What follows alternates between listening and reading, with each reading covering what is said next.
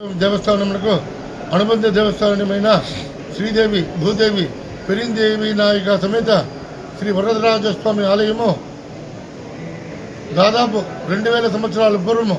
అప్పుడు ఈ ఊరి పేరు విహారపురం.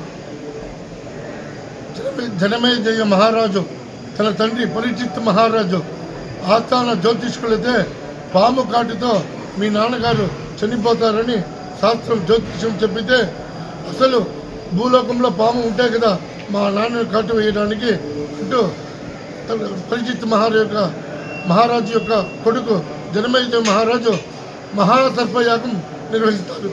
అప్పుడు 108 ఋత్వికులు 108 హోమకుటంతో మహాసర్పయాగం చేస్తున్నందున భూలోకంలో ఉన్న పాములన్నీ వచ్చి హోమంలో పడి బూడిదైపోతుంది.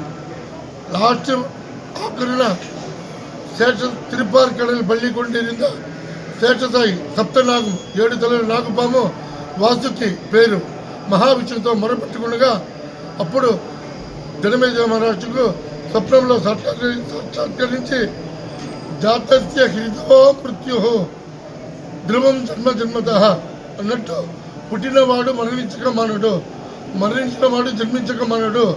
అందువలన నువ్వు చేసిన పాపానికి 108 విష్ణువాలయం కట్టి ఏకకాలంలో కుంభాభిషేకం చేయమని అనుగ్రహించారు.